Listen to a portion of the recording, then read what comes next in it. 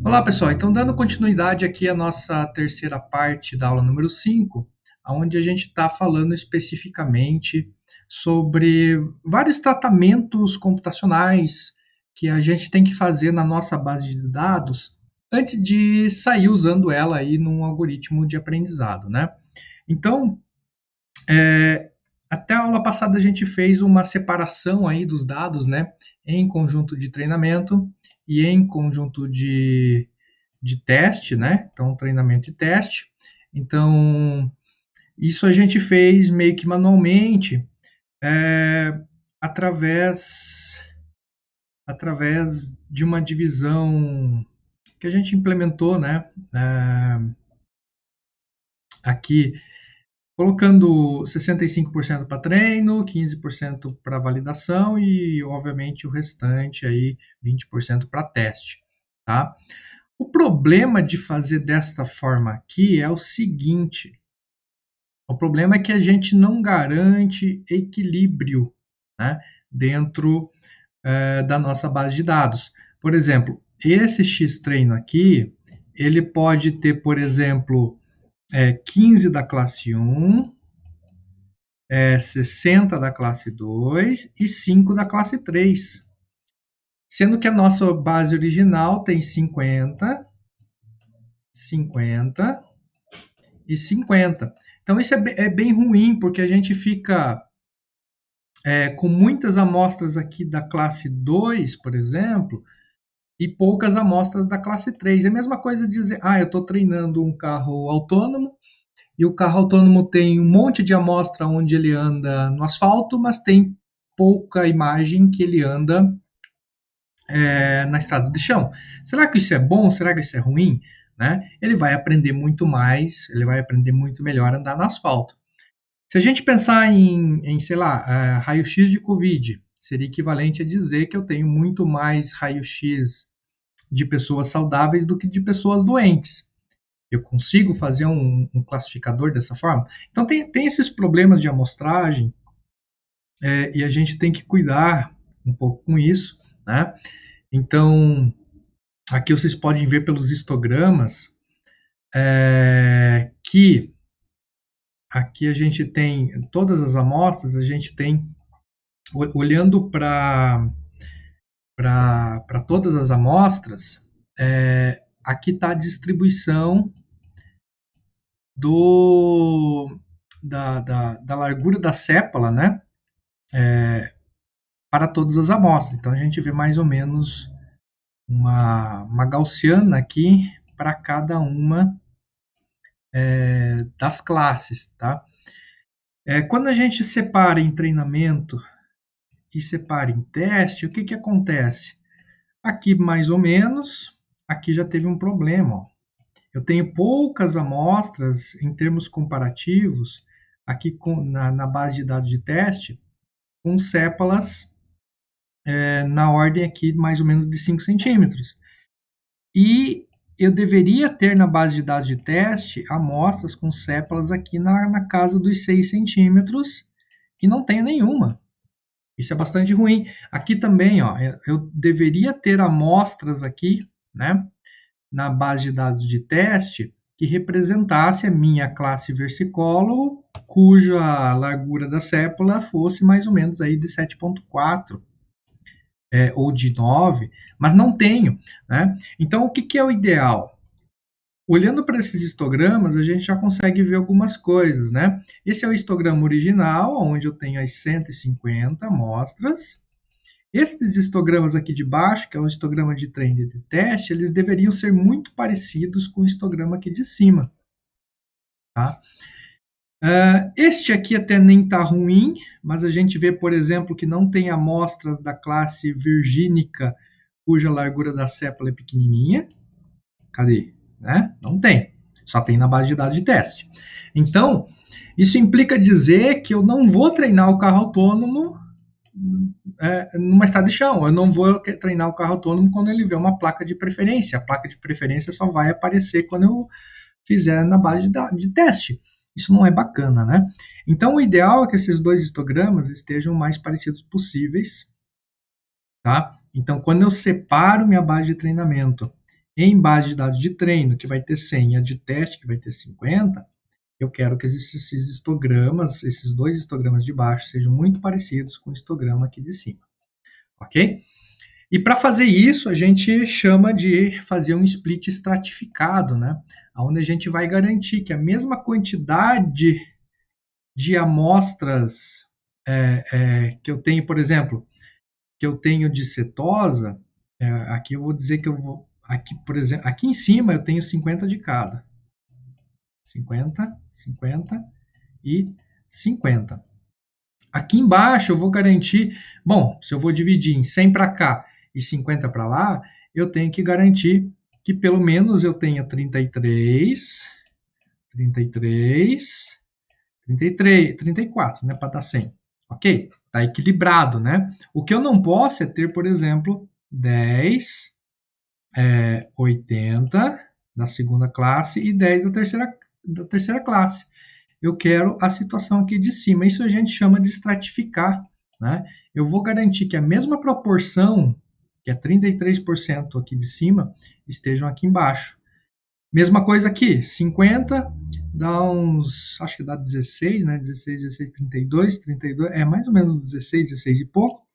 Então, 16, 17, 16, mais ou menos. Não sei exatamente quanto vai dar aqui, mas está equilibrado, tem mais ou menos o mesmo número de amostras para cada uma das classes, né? O que eu não quero é isso aqui, ó, 5, 5, 40, de jeito nenhum, eu não quero esse tipo de coisa. Então a gente vai chamar, lá dentro do sklearn, tem uma subseção, uma subbiblioteca, um submódulo, né, chamado Model Selection. Desse Model Selection, a gente vai importar o Train Test Split, ok? E aí a gente vai chamar essa função, né, Train Test Split, passando o x, passando, que é a nossa matriz de características, passando o y, que é o nosso vetor de rótulos, e dizendo que o teste vai ser 20%. Ou seja, em contrapartida, a parte de treino vai ter 80%. Um shuffle igual a true, né? No caso, misture, né? Faça uma permutação aí, um embaralhamento. Esse número randômico aqui é apenas para... O ideal seria não colocar ele, né? Mas quando a gente quer fazer com que os resultados sejam repetidos, ou seja, que essa minha divisão seja igual toda vez que eu rodar ela, eu seto uma semente manualmente, né? Mas no ambiente de produção, isso eu acredito, vocês vão ver que isso aqui, na verdade, depois deve até sumir, tá? E um estratificado igual a yes, e esse estratificado igual a yes é o que vai garantir, né, o mesmo número para cada para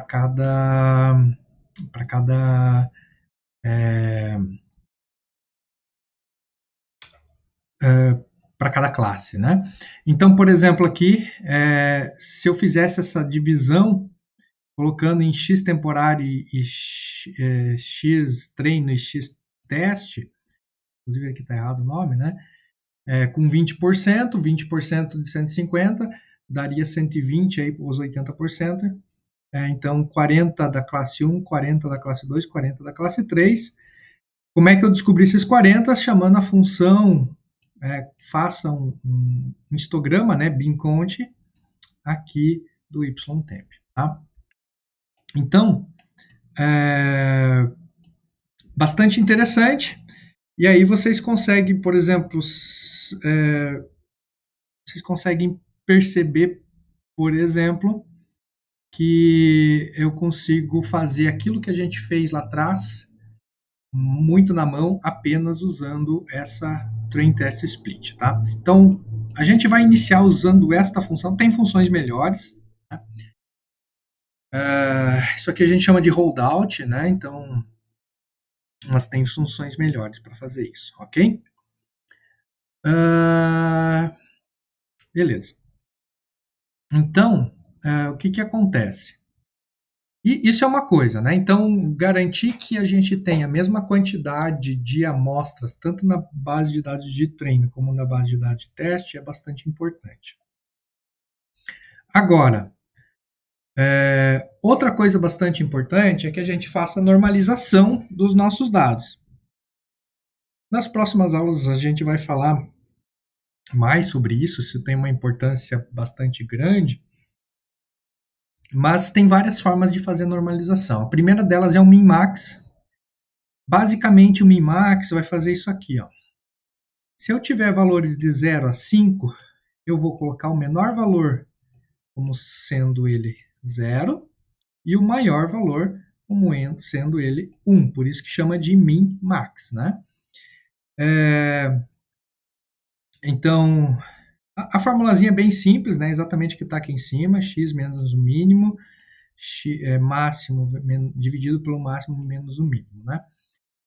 Então, dado qualquer range de valores, eu vou jogar esse range de valores para coisas entre 0 e 1 obrigatoriamente, sendo o menor valor dos dados originais vai ficar valendo 0 e o maior valor dos dados originais vai ficar valendo 1. Ok? Essa é uma das formas de normalização. A segunda forma de normalização é a estandardização. Então tem o min-max e tem a normalização estandardização que a gente chama, que a gente chama por z-score. Basicamente, z-score é isso aqui, ó. Pegando aquele mesmo vetor de números anterior, eu vou fazer cada número desse menos a média dividido pelo desvio padrão. Então, cada número daquele vetor menos a média dividido pelo desvio padrão. Isso vai me gerar, esse novo vetor aqui transformado, ele vai ter média 0 e desvio padrão igual a 1. Por isso que a gente chama de z-score. Tá? Esse aqui, anterior, não tem, a média dele é alguma coisa aqui, 0,5 mais ou menos, né? Nesse caso, e o desvio padrão também é aleatório.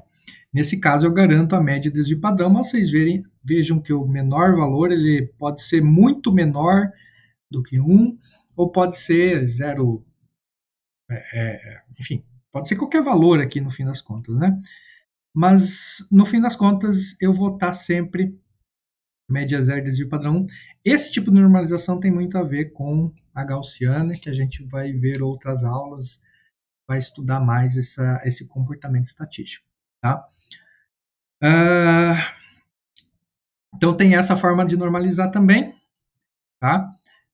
Tem que tomar um pouquinho de cuidado com essa forma de normalização, porque, por exemplo, se você calcular o desvio padrão via biblioteca do Pandas, ele dá 1,16, e se você calcular o desvio padrão, né, via biblioteca do NumPy, porque quando você põe o values aqui, tu está transformando esses valores em NumPy, né, em array, vai dar 1,06. Tá? Então tem que tomar um pouquinho de cuidado, né, dependendo da biblioteca que você usa para calcular o desvio padrão, pelo seguinte, porque tem o desvio padrão das amostras, que é por esta fórmula aqui, e tem o desvio padrão da população, que é por essa fórmula aqui. Tá? Tem todo um problema estatístico aqui por trás. A única diferença é esse menos 1 na fórmula. Né? Então, isso aqui a gente chama, é um componente de correção. Eu acabei esquecendo o nome da pessoa que fez esse componente de correção. Mas, no fim das contas, o correto mesmo, né, do ponto de vista estatístico, aquela pessoa, assim, bem crica em estatística, vai dizer que o correto seria usar isso aqui. Tá?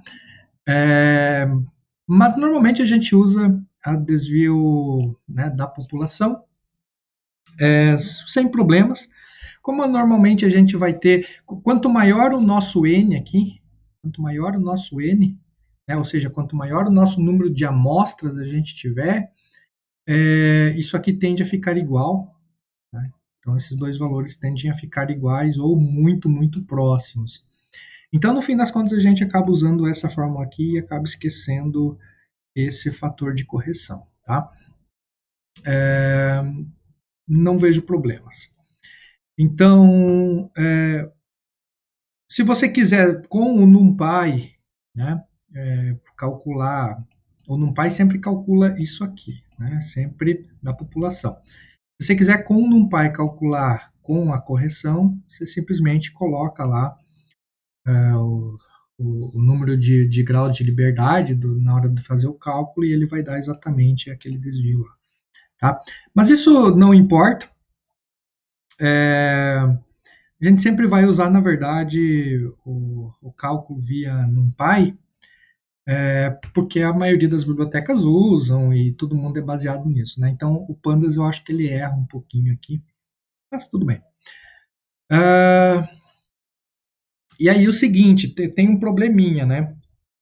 Porque a gente está calculando, a gente está dividindo o nosso conjunto original em treinamento e em teste, e depois fazendo normalização. Então tem que cuidar nessa hora pelo seguinte, olha só. Quando eu calculo a média, eu vou fazer a média de quem? Né? Essa é uma grande pergunta. Então, porque para fazer a normalização aqui, pela fórmula aqui da estandartização, eu tenho que ter a média e tem que ter o desvio. São dois parâmetros. Então, tem que calcular o x-min e o x-std. Só que essa média e esse desvio vão ser calculadas sobre quem? Né? Essa é uma grande pergunta. É sobre a base de dados original? É sobre a base de dados de treino? Ou é sobre a base de dados de teste? Então, aqui tem a original. Eu vou fazer o split, né, em treinamento, que vai ser uma base de dados aqui, sei lá, aqui tem 150, aqui vai ter 100 e aqui vai ter 50. Então, essa aqui é o treino e essa aqui é o teste. Então, o que acontece?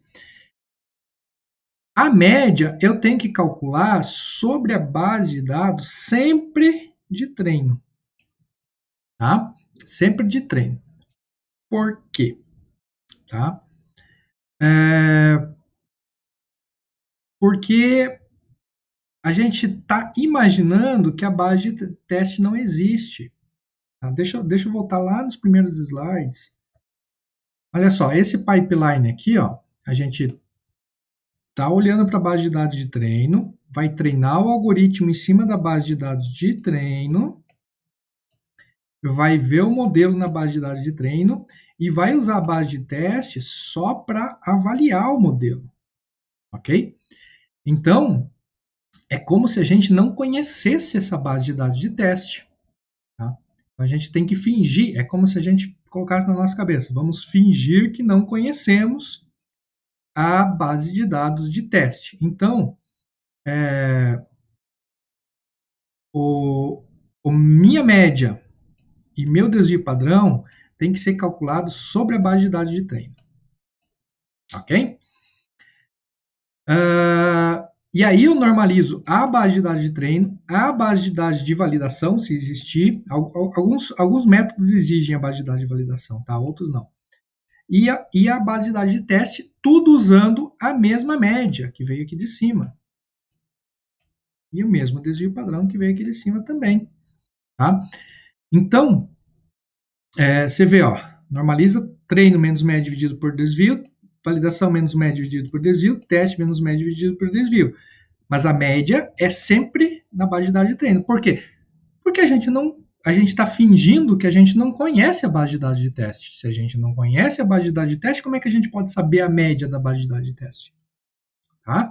Então, se a gente finge que não conhece alguma coisa, a gente tem que imaginar, a gente tem que inferir, né? A gente tem que assumir que a média da base de dados de teste é a mesma média da base de dados que a gente conhece, que é a base de dados de treino, ok?